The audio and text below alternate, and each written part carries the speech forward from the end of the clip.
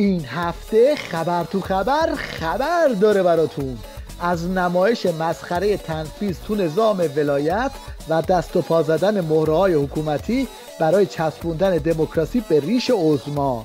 این که ما در قانون اساسی در نظام سیاسیمون داریم و مشروعیت رو با حضور ولی فقیه داریم، در بحث ریاست جمهوری هم با تنفیذ، اعمال و اجرا میشه. مقبولیت شرعی هم باید علاوه بر مقبولیت عامه برخوردار بشه که بابا این مزخرفات چیه؟ حکومت رو اینا با خرسواری اشتباه گرفتن، واسه همین هم است که دووم نمیارن.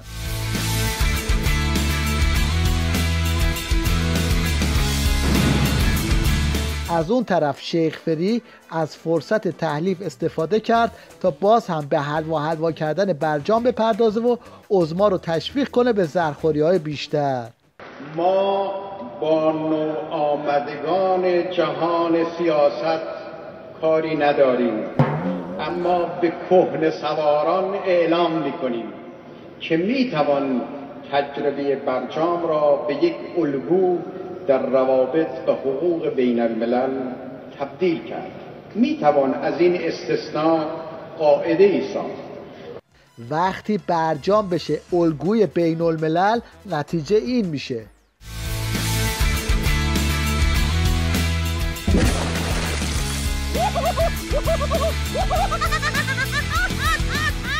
گیج‌تر از همه این الاغچیه که تو 2 جمله بنبست برجام رو قشنگ لو میده.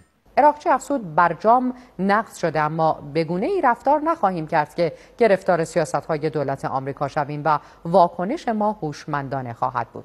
این هم یک نمونه واکنش هوشمندانه از نوع آخوندی.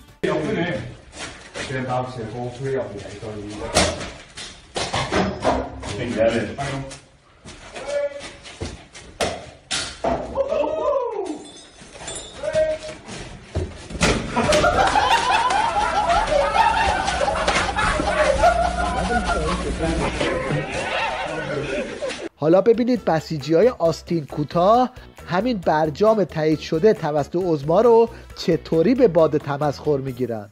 داستان این برجامه شده مثل یه بچه‌ای که تقریباً سن 4 سالم رد کرده ولی هنوز پدر مادره جرئت نمی‌کنن پوشکه رو پای این در بیارن. این برجامی که ما می‌بینیم به سن منم برسه نباید این پوشکه رو ازش جدا بکنن. یعنی این پوشکه یه سنی دیگه میشه ایزی لایف. همونه ها، کار کرده همونه.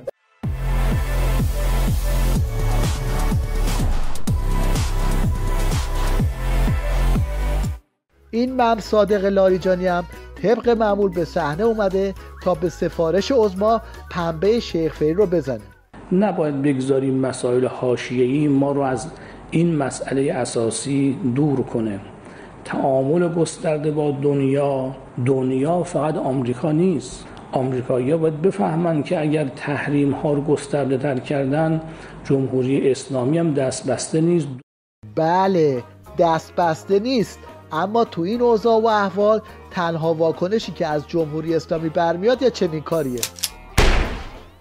در جریان مراسم تحلیف یه مهمون ویژه هم داشتن که اسمش موگرینی بود و ته خط هم جز گرفتن چند تا عکس سلفی با نماینده ها هیچ فایده دیگه برای نظام نداشت. کمال خرازی گفت موگرینی در قبال همسویی ترویکای اروپایی با آمریکا در صدور بیانیه علیه کشورمان پس از پرتاب ماهواره بر هیچ پاسخی نداشت.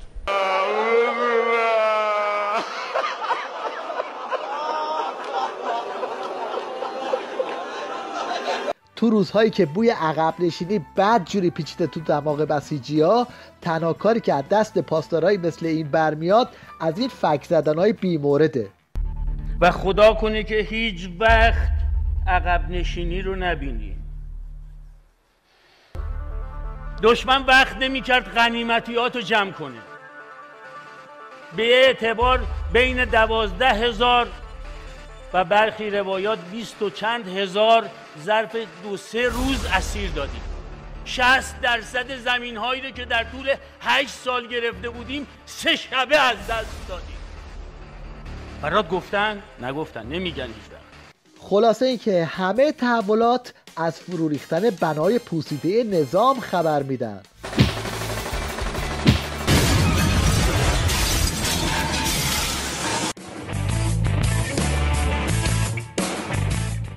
دشمنای نظام باید خیلی بترسن، چون آخوندا علاوه بر شهرهای زیرزمینی موشکی به روستای موشکی هم مجهز شدن. کسی تصور نمی‌کرد که امروز از همین آبادی بتونن با دست خالی موشک تولید کنن. بله، موشک.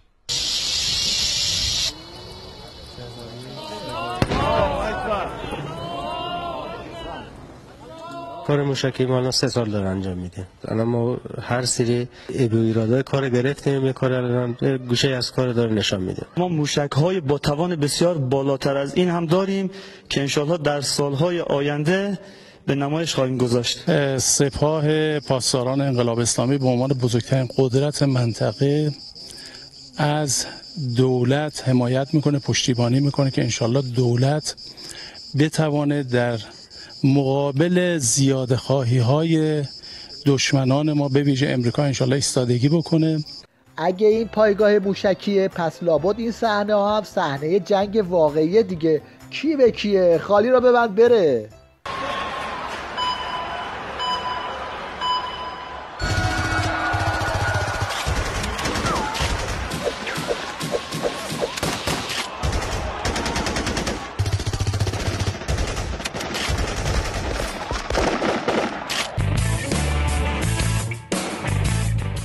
اونایی که فکر میکنن نظام دچار انزوای بین المللیه، این قسمت از خبر تو خبر رو خوب تماشا کنن.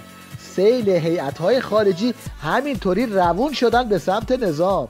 میتوان گفت که 3 هیئت خارجی از جمله کیم یونگ نام رئیس جمهور خلق کره شمالی، همچنین آقای نلبندیان وزیر امور خارجه ارمنستان و سیبوسی و باماباس نخست وزیر آفریقای جنوبی به همراه هیئت همراه از جمله هیئت‌هایی هستند که تا بامداد امروز وارد تهران شدند.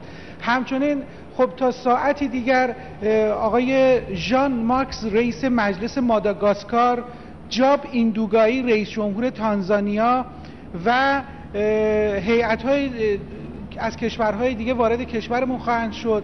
یعنی قشنگ معلومه که هیئت‌ها رو از هر جا گیر آوردن بار زدن. نتیجه هم خب معلومه دیگه.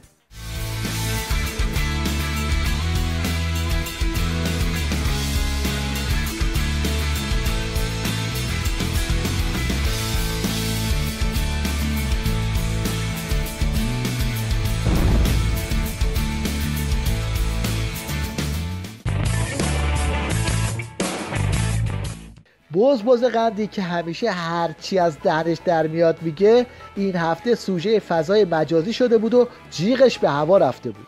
مثل یه اخیراً که براشم از 2 ساعت و 2 نیم بحث 4 تا جمله رو چیز کردم، فلانی گفته من خیلی باسوادم، از رئیس جمهورها باسوادترم، فلان که چی نداره، حالا مثلا یه آدم عاقل اینجوری حرف میزنه. بحث این بود گفتن 20 رو چرا تو زمان انتخابات و انتخاباتی و اینا میگه، ما خاصه واسه اینا ربطی به انتخابات نداریم، مسائل فراتر از انتخابات و مسائل ملیه. 4 تا جمله از 4 جا. حالا این خیانت ها دیگه عادی شده و کسی هم متاسفانه رسیدگی نمیکنه.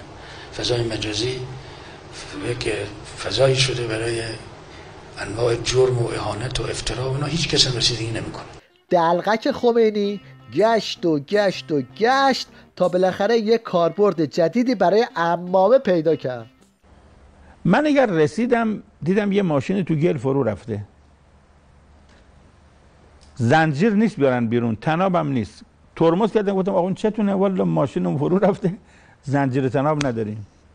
گفتم والا ما هم زنجیر تناب نداریم. بریم، من عمامم نوه، شاید کار تنابتش بیاد. حالا ببینید اگر میشه با عمامم واکنم به جای تناب ببندم به ماشین بکشم بیرون. این 2 دقیقه که ماشین این اگر کشتم بیرون به اندازه 50 سال تبلیغ بگید اثر داره. ترس از ماهواره همچنان ادامه داره و آخونده هم هر چقدر داستان میبافن و روزه میخونن باز هم حریفش نمیشن. خدا رحمت کنه مرحوم حاجی کافی روها، زمان طاغوت هر کی آنتن تلویزیون داشت گفت علم یزید از رو پشت بومتون بردارید. امروز تلویزیون علم یزید نیست. چرا؟ چون مال نظام مقدس جمهوری اسلامیه. امام هم فرمود ما با سینما مخالف نیستیم، ما با تلویزیون مخالف نیستیم، ما با فحشا مخالفیم. امروز چون آنتن ماهواره پخش کننده فحشایه، ما باش مخالفیم. والله امام زمان بیاد همین ماهواره میشه پخش کننده تصویر امام زمان انشاءالله. اون موقع دیگه اشکالی نداره، الان اشکال داره.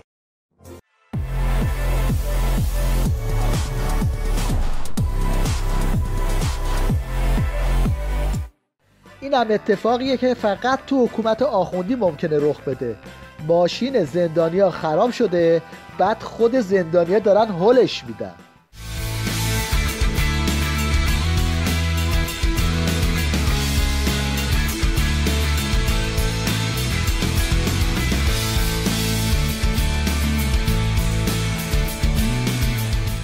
نمیشه خبر تو خبر رو به پایان ببریم و یه نگاهی به تازه ترین دستاوردهای اقتصادی مقاومتی نداشته باشیم. این شما و این تست امنیت خودروی سایپا. و این از امنیت خودروسازی سایپا. برو آقا. مواد لازم. خب طلا قفله. تست میکنیم. مقداری توف. 2 تا کف دست. علی حالت تموم شد. باید بریم.